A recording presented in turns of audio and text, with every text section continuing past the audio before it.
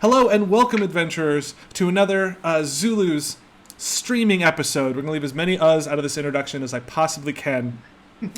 Did you know that Candlekeep Mysteries is a book that is going to be coming out May 16th? Yes. May March. 16th. March 16th. March 16th. I have factual information. We So can't hold them out that long. it's coming right up. So March 16th, we're getting Candlekeep Mysteries. It is a campaign book very similar to. There was one of the O's. It's a campaign book very similar to Tales from the Yawning Portal, which is a delightful anthology of a bunch of different stories. For this particular one, you have the Candlekeep location is a library filled with a bunch of information. And each of the mysteries is tied to a book in some way. So in order to kind of follow along that line, we're going to be talking about McGuffins, or specific items that can be involved in your campaigns. As a quick reminder, the new D&D books have been coming out with their regular cover and then an alternate art cover. The alternate art covers are done in limited supplies, so this is something you would like to purchase. I would recommend doing that sooner rather than later. I have included in the description to this for this particular one a link to our pre-order for the book. If you pre-order Candlekeep, the regular cover, you'll get 20% off. And then if you pre-order the alternate art cover, you won't get that 20% off, but you're guaranteed to get one of the books. Our most recent release was Tasha's Cauldron of Everything. Beautiful alternate art cover.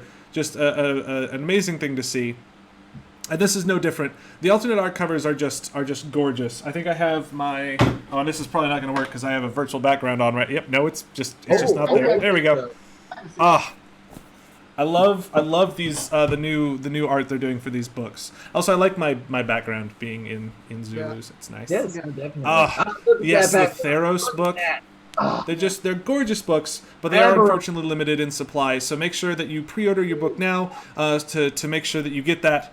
But you're not here to listen to us plug our merch. Despite the fact it is a great deal if you pre-order. You're here to listen and learn about Dungeons & Dragons, how to run good games, how to play in good games, and specifically, let's go ahead and dive into McGuffins. Now, I've mentioned that word a couple times, and that's because a MacGuffin is an object or device in a movie or book that serves merely as a trigger for the plot. One of my favorite there's an episode of Phineas and Ferb where there is was it the Little Mary McGuffin doll? Literally was called the Mary McGuffin doll. And the whole episode is them chasing around this Mary McGuffin doll. It doesn't serve any purpose besides to propel the plot forward. And I think this is a perfect sort of things to be thinking about. A lot of times I like to think of sort of literary tools. We'll eventually talk about Chekhov's gun, one of my favorite literary tools. But a MacGuffin is such an incredible thing. The most classic example, Lord of the Rings. The ring is the MacGuffin. It is the device that propels the whole plot, is a single small object. So that's a great way to think of it is, what is that object that sort of propels it? Now, to dive into this, sorry, say again? I was just saying, sometimes the item isn't even seen, like the Maltese Falcon. That's like, there's a lot of times where the or the antidote to a poison that's affecting the king, that kind of thing. I mean, sometimes it could just be the thing that they're stopping, the Holy Grail, or in the Indiana Jones. Any of the Indiana Jones movies have a MacGuffin. They're full of MacGuffins. Yeah, that's the whole point, almost, of those. That's sorry, just throwing that in there. I was about to ask, Jason, what is your favorite either literary or movie or even role-playing game MacGuffin that you've experienced so far?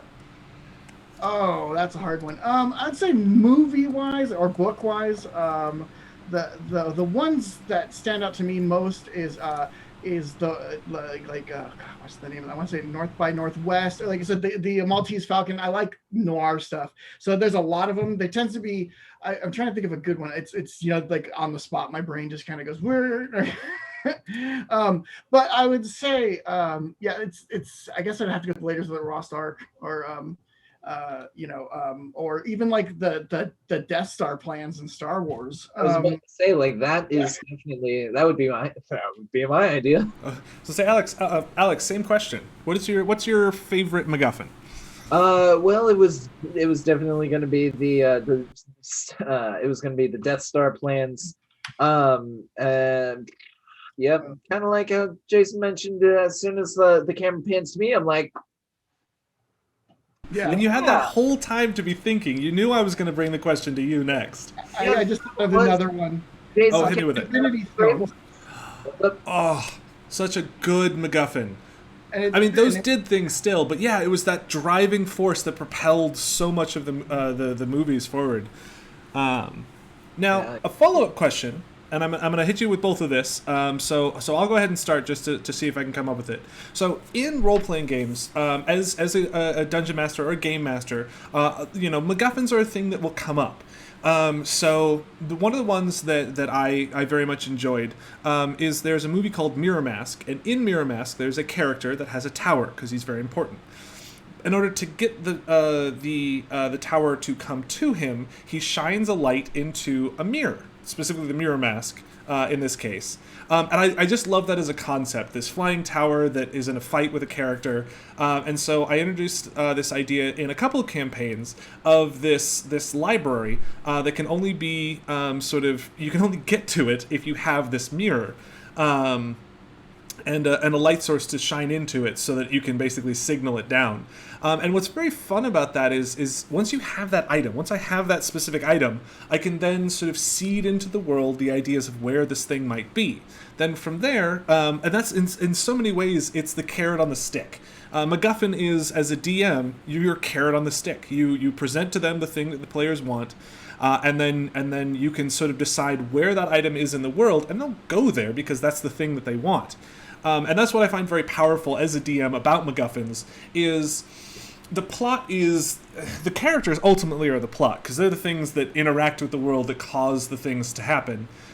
So I can use those MacGuffins to pick where I want the plot to happen, and I can kind of direct it. So now, Alex. Yes.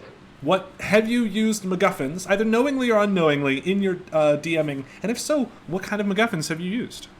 So a lot of the MacGuffins that I've been using are just like cool items that the players could go for. So one item in particular that is kind of like for the first like kind of test campaign, like way back when we started the D&D program online, we were running where they had to go and find the crystal of Emil Galro. So like that's cool. But now I have a new item that I'm like, hey, don't you want to find a sword that glows? So in my world, I have this item that they could go search for, but they have to prove themselves to be worthy of it. It's called the Sword of Ander Brightwood. And it's just a sword that does bonus damage, but it also glows. Like it's got light casting on it, but it also it helps when you describe something really cool. Like it is a powerful sword that emanates light as you are wielding it. It is a light blue color, and so like it hypes the kids up, and they're like, "Oh my gosh, this is cool! I want this sword!" And it's like +2 sword that glows. So you bring up a very excellent point that I want to come back to, but first I have to know, Jason, what sort of MacGuffins have you used, either knowingly or unknowingly, of note that you have reoccurring or ones that you just enjoy? The one I like to use is a wish scroll, because that can trigger. Because you would have a lot of people. If you want to do a mad world in D&D, that's an obscure reference, but that is a old movie where everybody's trying to get the prize and they're like betraying each other, and you would have madness going for this thing. And so I like that idea. But the more recent ones that I've actually used is. I had a gemstone that turned out to be, they didn't know it was, they thought it was an orb of dragonkind, which is a super powerful rare artifact that they were going after. And it turned out it wasn't that. It was in fact the stone that keeps the soul of a Dracolich. And it ended up, when they found a dead dragon, it took it over, and they were finding out the mythology of all sorts. It was a whole thing. But so that was kind of the McGuffin, was to try and find the orb of dragonkind, but it turned out it was the heart of a Dragolich. So I liked that one a lot. That was a lot of fun. And it also involved one of the player characters turning into a dragon to be killed to animate the Dracolich.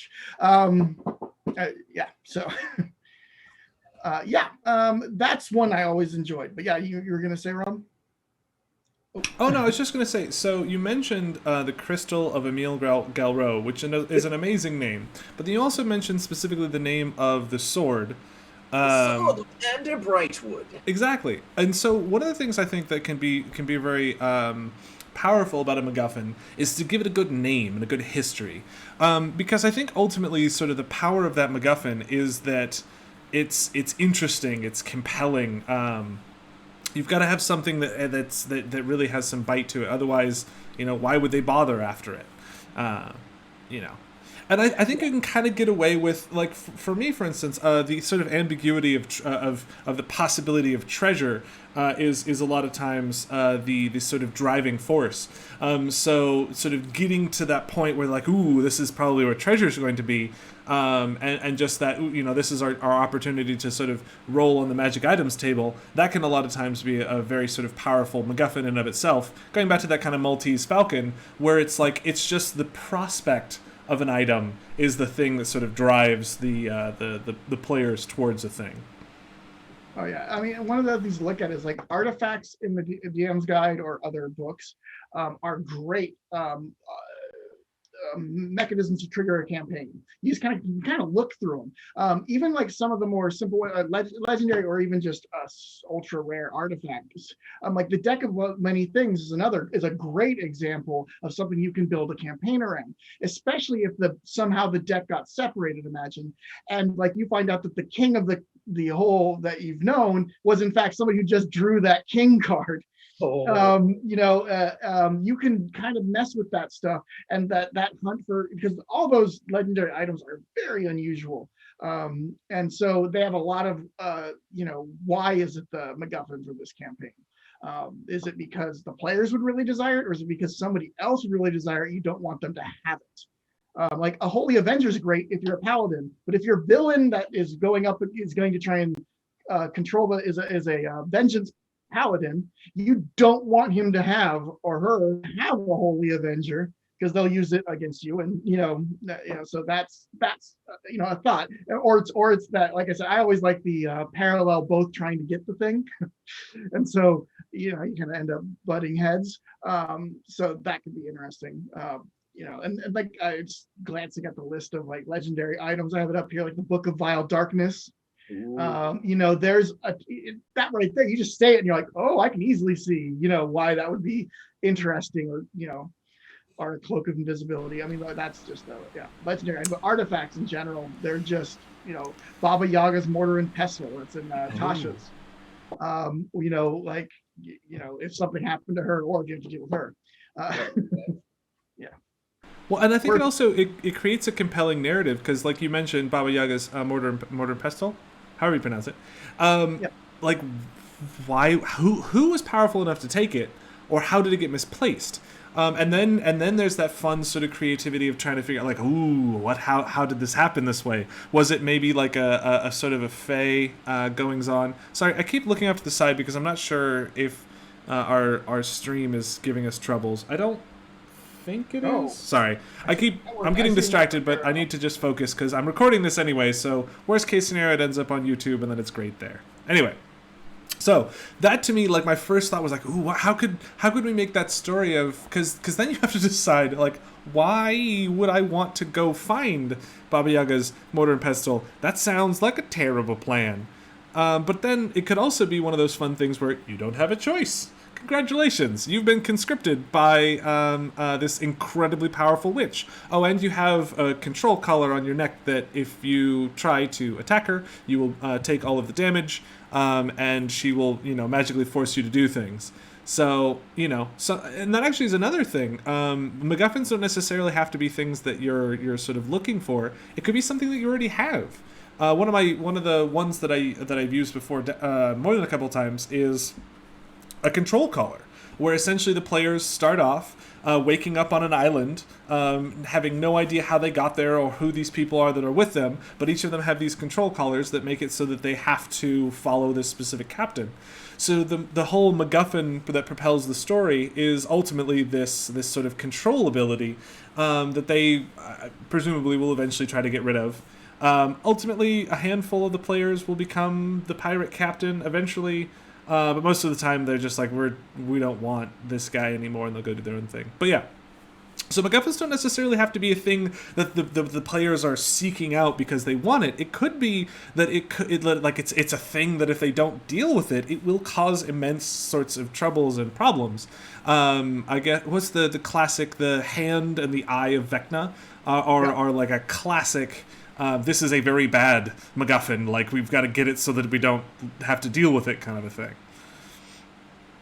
Yeah, and the other thing is, like, you might need the magic or the MacGuffin to finally, to like the Baba Yaga Mortar and Pestle, or like the armor and vulnerability. You may need it just to deal with whatever the villain is. So the whole quest is just to have the thing that would, would banish the curse of whatever, or directly let you. Isn't that the Curse of Strahd? Like, that's the kind of the main thrust of that. Yeah. Obviously, you're trying to learn more and stuff, but because if I remember correctly, early on in that one, you get a reading, and that'll sort of tell you what things you need to be able to defeat Strahd with. Yeah, I mean, but you can have that from the beginning. Another one to think of is Clash of the Titans, where there's the Medusa's head is kind of, I mean, it's not a MacGuffin exactly, it's a goal, but then it's used to defeat the Kraken. That kind of thing can be, that's, I mean, it's obviously just linchpinning a story together. It's not quite the MacGuffin thing. That's more like cool magic items, because he gets the helmet and the shield and all that fun stuff. If you haven't seen Clash of Titans, it's good. No, it's good. But yes, I was trying to think of some of the other like another great use, and like in Candlekeep, it's kind of like almost like a framing device. Like the books are, you can set it up like that, where maybe each chapter of the story, each adventure, is being chronicled by, it could be stanzas from a poem written by a bard NPC, and you could start everyone off with the beginning and end of this epic poem. You could be doing your own Beowulf as a story, or it's one of the player characters, even if they're a bard. It could be a lot of fun. I'm trying to think of other things like that. It could be like I said, the Infinity Stones. You could be trying to build the rod of 7 parts, and finding each bit to wipe out half the universe together. Well, what can be fun about that? So going back to, I want to come back to the Infinity Stones, but going back to the thing you mentioned about like the prophecies and things. One of the things that's very fun in Eberron is one of their sort of MacGuffin tools. Or I guess it's not necessarily a MacGuffin tool, but the storytelling tools there is a what are those darn things called? The like, you tell the story of the future that's about to happen. It's not destiny, it's prophecy. There's a prophecy that is like built into the world, and if you can find it, it will be true. It's always true.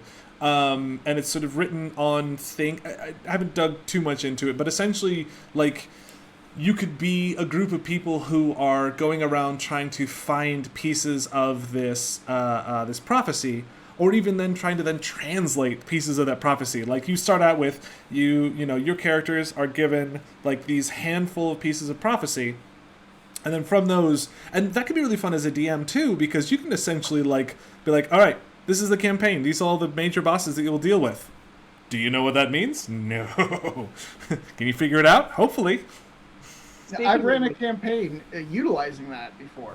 In fact, it started off as a very basic, like, how and actually a couple of times, but the basic concept of why are these characters together? It was actually World of Darkness, and in that it's a lot harder to keep people together because they really have no reason to work together. And so I developed this mythical thing of the group of five, and there was a long poem that I wrote, that was a prophecy that was written by a mad monk. But anyways, in it, they had to figure out which each of them were in this prophecy, because one of them was going to turn against them and that kind of thing. And so but there was also a couple of NPCs in the group, because there was a couple of red herrings to like who really was the group of five. They might not even be it. So that was always a constant, and it created a lot of but everybody thinking they were forced them into a group. The elders were looking and going, wait, that these are the ones who are going to do this prophesized thing type of thing. And in the game I've been running for Zulus, I introduced a way of keeping the group together because I knew it was going to be a more relaxed game where people wouldn't show up every session. So I created a group of magic rings that they knew very little about, but they were like, cool, we got magic rings, and they all put them on, and it tied them all together. So every once in a while, one of the players would disappear. In reality, that was when a player couldn't make it that week, right? One of the characters would just disappear. The ring would teleport onto the nearest person's finger. And so that way, when the person showed up, the ring would appear right next to the person. And it was also figuring out why these rings did that. Became a whole story arc, and it's still going on. But with the rings, it gave me an excuse to why the character would suddenly show up where the group was. So if it was this character, you're going to appear right next to him when you show up next time, which could be in the middle of a encounter with a dragon, and you're just bloop there. Exactly. Yeah. It was, but there's I don't want to say too much about that one because Alex plays in that one. Yes, that is very true. No, I do remember. I mean, you gave the rings cool, powerful things by themselves. I know the ring that I had a while ago, it made me not need to eat or not really need to sleep, but it was otherwise I was still fine. But then, that was a thing. The big reveal was that it was also a kind of a magical detonator, and if they were all together, it would blow up an entire island. So that's true. They're kind of playing a Suicide Squad group of people. So they're either the world or blow up the thing that could destroy the world. So. Yes. I feel like that right there is a great example of the most quintessential MacGuffin, where the item ultimately is 100% there for the plot.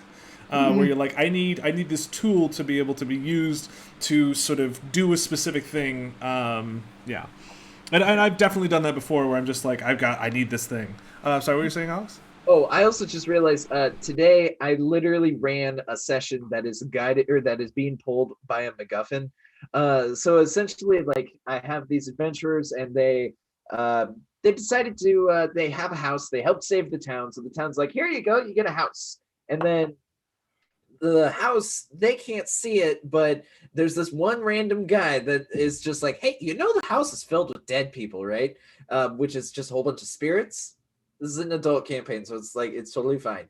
But then the players were like, what? We need to get these spirits out of here. So they're trying to cleanse it. One of the spirits is like, oh, can you get me a blue rose? And then they're like, sure, no problem.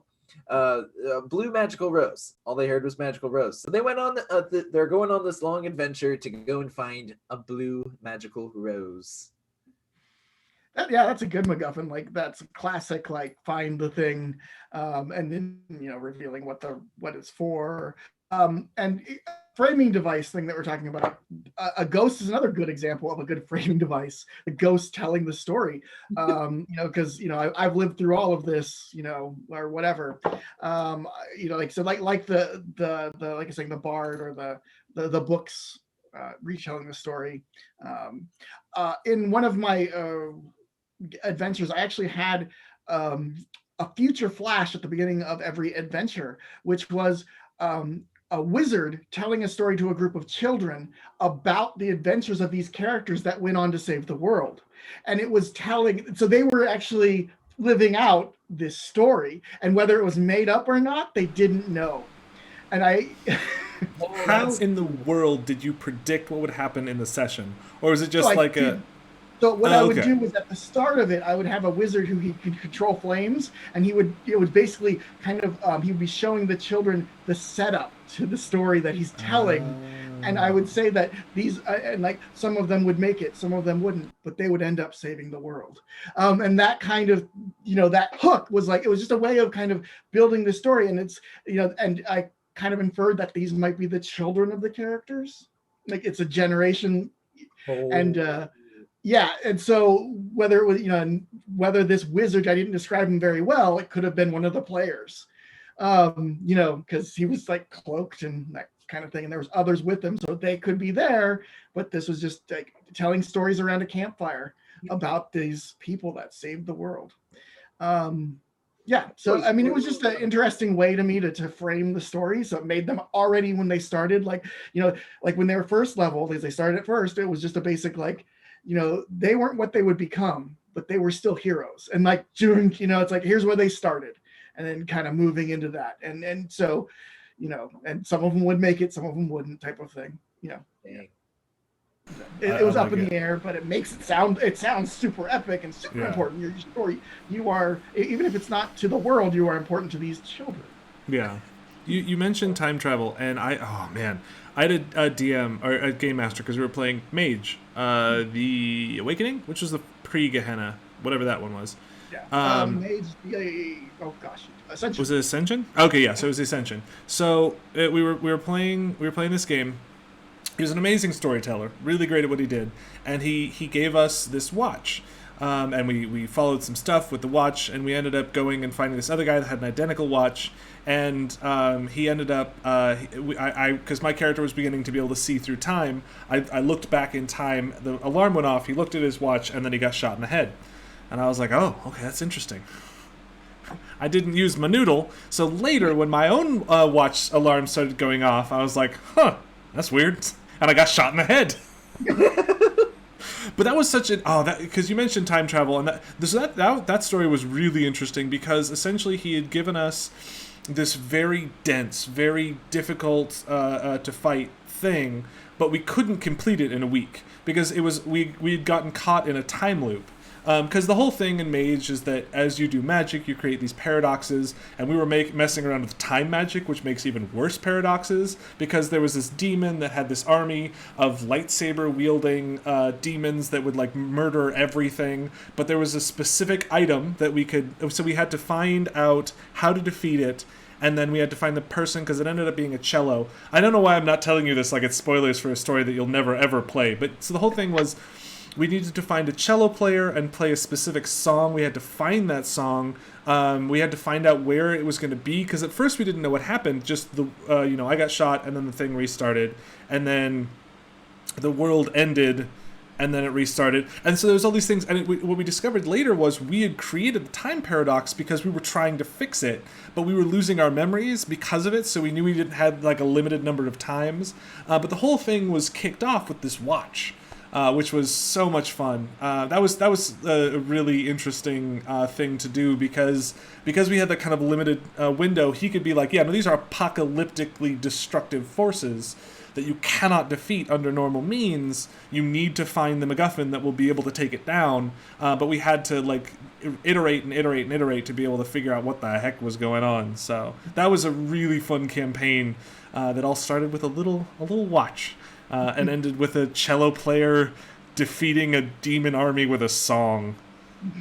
Oh, it was great. Was one of the players the cello player, or did you just find... we had to just find this random person out in the world and be like, play this music. They're like, we can't. It's non-Euclidean or whatever. We're like, it doesn't matter. Go. You must save the world. It was great. That was a good one. Yeah, I'm personally a fan of using time travel. I've done it a bit. And one of the, like, speaking of another one of my, like, I like to use, like I said, framing stories. And in it, in one of the vampire game I was running, which is the World of Darkness thing, I had where the player characters found a magical book. And in that book, it would be activated at certain times. It had a ritual on it that would cause the characters to experience an event in the past. So literal time travel. They would enter into the bodies or like kind of ride along in NPCs from in different time periods. So one was in the Wild West and so on. They didn't know it was going to happen, when it would happen, but it would happen once they accidentally triggered the book. Which gave me an excuse to give backstory. And vampires live forever, so they would be dealing with the NPCs, and they wouldn't even know who they were because you'd change their names over generations. And so you'd be like, "Oh my God, that person is 1,000 years old. We didn't, we always thought of this as a homeless dude on the corner, and it turns out like he was a cattle rustler in the Old West, and he caused all of this to happen." And it would give a huge insight. And the big thing was that the characters would know what the players learned. So that was the excuse. But plus, it was just a fun thing to do. They went back to like the Crusades and things like that, and World War II, just to see like and then you find out like the guy you thought was your friend was a Nazi during World War II. You're like, whoa, okay, I don't know if I trust this guy anymore. Exactly. Who trusts a Nazi? But like I said, I used it as a framing device to like I could use the book for a lot of like fill-ins. Like they were always studying the book to try and figure out what the prophecies said. That was also that book Group of 5 one.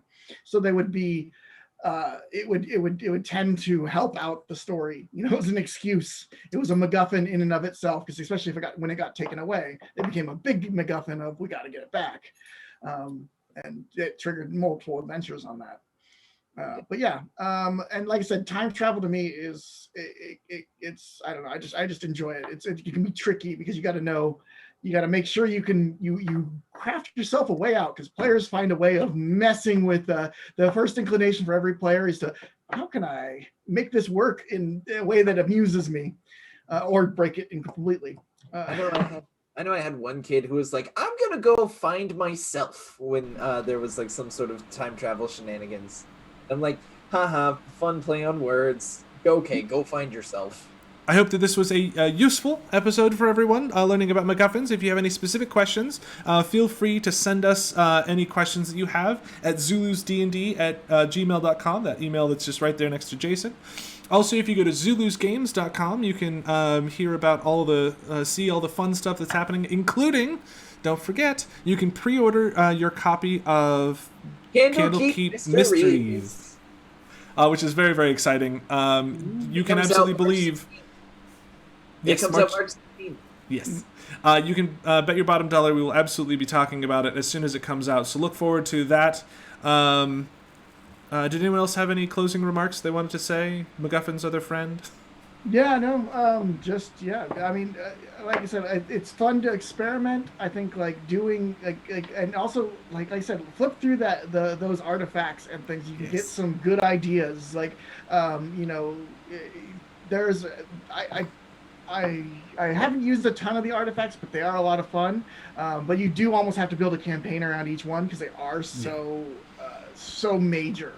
But yes, because you can't just throw them in unless you really want to mess with yourself. That's about it. Have fun. Awesome. Well, stay safe out there, everyone, and we will see you next week with better internet. Yes. Bye, everyone. Yay.